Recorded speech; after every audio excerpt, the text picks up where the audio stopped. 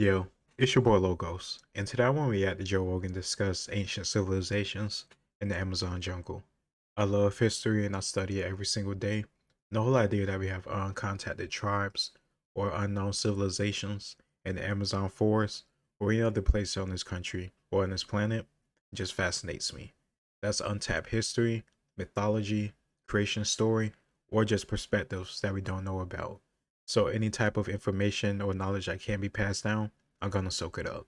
So hopefully they go into depth on this because I'm very ignorant of this whole topic. I don't know much about the Amazon. In terms of history, I focus on Western Europe and some China, some Asia, some African, but that's mostly it. I really love the ancient Roman Empire, the Republic, the Greeks, such and so forth. So this whole topic or era of history is something I don't know about. But I'll try to cut in when I can if I have something to add to it or something just to think about. So let's get into it. Yeah. 100%. There are, dude. I mean, there's you find pottery in places, but it's always near the rivers. Like there's evidence of ancient civilizations. You want to hear the craziest thing? One of my guys found a stone axe head. Now here's the thing: the uncontacted don't have rocks. You won't find a rock on our river. There's clay. There are no rocks. They found a stone axe head in the jungle at a site from the uncontacted. But what that means is that the uncontacted tribe had a stone axe head that they've been holding on to since like Inca times. And someone forgot it at the camp. And so you're talking about civilization carrying around something from a previous civilization that they don't know where they got it from. It's like incredible. Wow. Because you cannot find there are no rocks like that on our river. It was like a smooth gray stone shaped into like a blunt axe head with, made, so you could attach it to a stick. And they found this on the beach and they'd been using it to like clean turtles. But we don't have those rocks. That's more like an Inca type of thing. So this has been floating around through various people's hands in the jungle for decades, centuries, who knows? And what do they think about where that came from? It's just so fascinating to think about because it just tells you the depth and the length of human history. And just, I don't know how fascinating it is how things could change hand, whether it be knowledge or actual physical tools, pottery, aspects of culture, and somehow, someway, it still survive enough that we can get access to it and connect the dots. That's what I love about history. You're like solving a mystery because you don't get the full information, especially the era that I like to learn about and look into. When it comes to ancient history, medieval history, but especially ancient classical, so much stuff is lost. It could be because of war, sacking. It could be because of propaganda trying to stifle political influence. It could be because of the church wanting to stifle paganism. There's just so much stuff that is lost. For example, the Library of Alexandria. People believe that Julius Caesar burned it down, but for my like more looking into it and understanding of it, it did survive a little bit after, but then eventually did like I think it did get destroyed. I think after the Muslim conquest, or maybe a little bit after during the Roman Empire.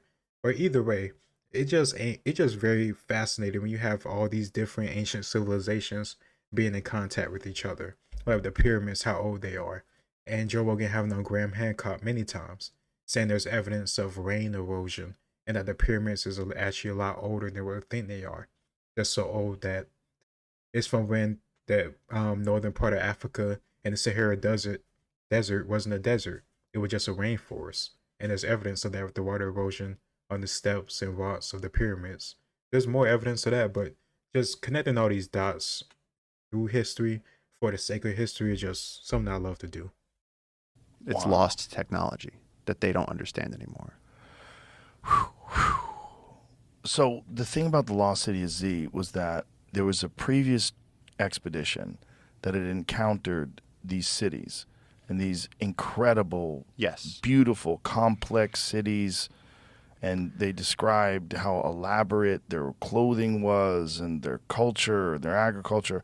And so then when the next expedition went back, there was no one there gone. because they had killed everybody with diseases. This is that's Yeah. the theory, right? Yeah, and I mean, Oriana was the first person to like go descend the Amazon, which the thing that always drove me crazy about that was that they came down the Andes, made their way down the entire Amazon, and then like looked at the stars, figured out where Spain was, built a whole other ship, and sailed home. Like, What? think about that for a second. They built a whole other You ship. built a whole pirate ship and sailed to Spain based off the stars. Wow. And like now, like you look at us now and it's like, are we smarter than that now? Like how many people can find your way anywhere without like But what is your smart, phone? really?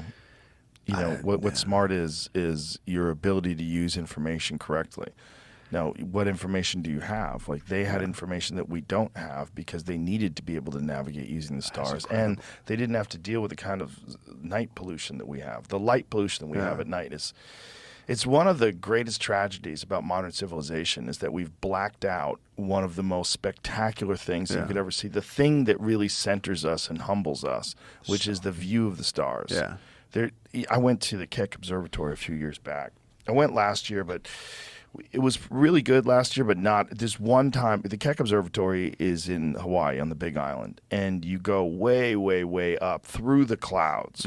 And the view of the cosmos is like you are in a spaceship with a clear glass windshield, and you see everything. There's no light pollution on the island because they have diffused lighting for all their street lights, specifically designed so that it doesn't fuck with the telescopes.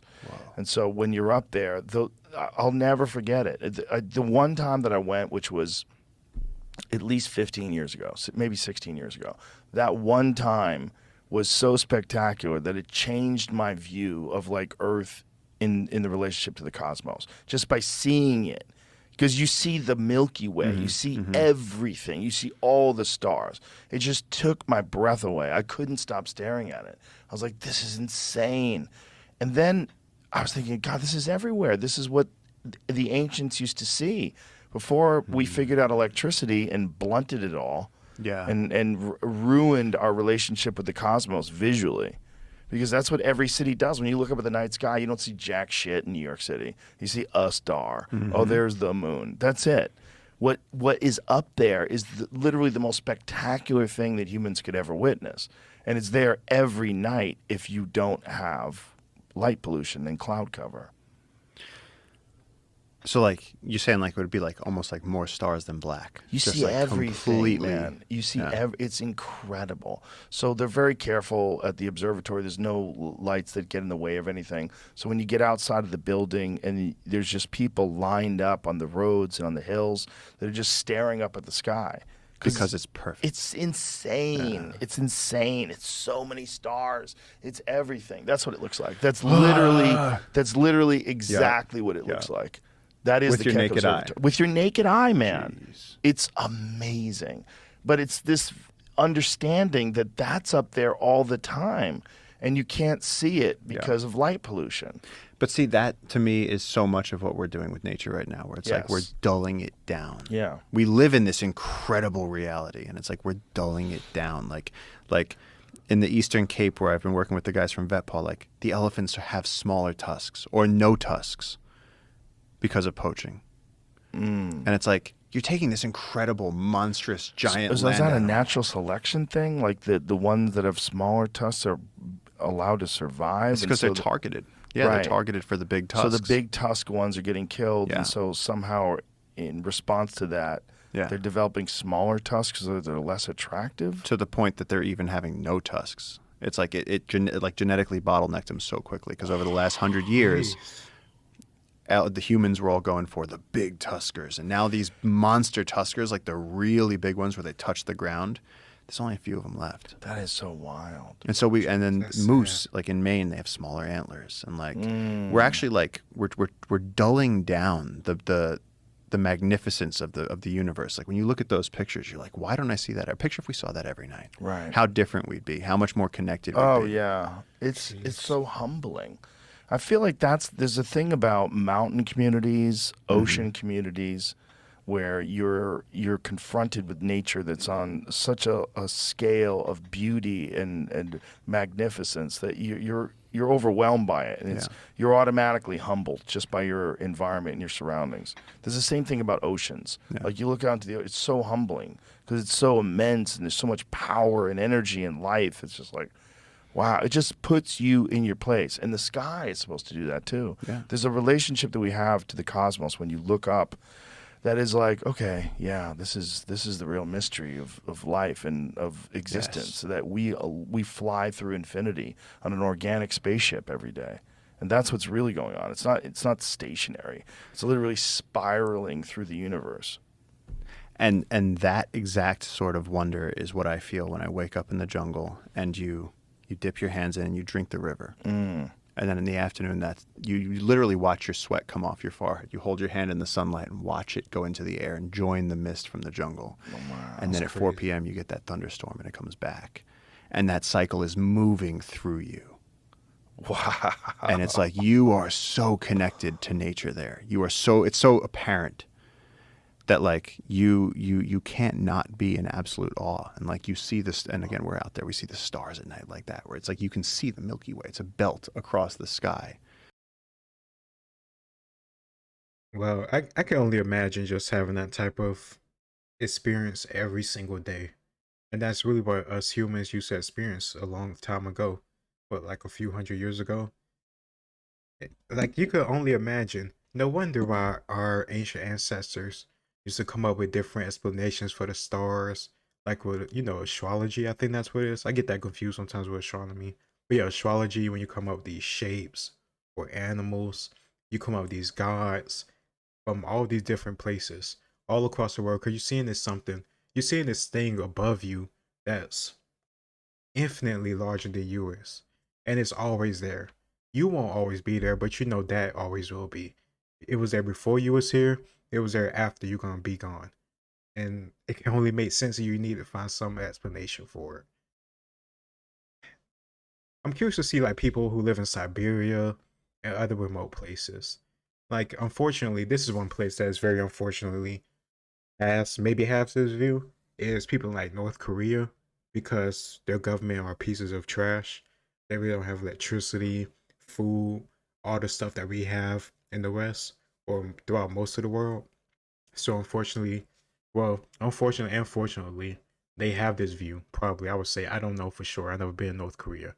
The only stuff I heard about out of North Korea is from like I think that woman Kim or Miss Park that was actually on Joe Rogan like a couple years ago. And I actually watched that all the way through because that was just fascinating. Having somebody that went to North Korea talk about North Korea and her experiences, like watching people starve and all this horrible stuff. If you want to watch it, it's on I think Spotify now, or it may be on YouTube, because I think that podcast happened before he made that deal. But either way, it's a very fascinating episode. And I'm probably gonna go on Spotify to see the full episode of this. And it seemed like he'd be on other stuff too, like he's on Lex Friedman, who'll be a Joe Rogan guest. I think Joe Rogan inspired him to actually make his own podcast, which is also very successful. I think he's a some type of scientist, I think. I can't remember, but Lex Friedman, he also has a very good podcast. So if you want me to react to his clips, I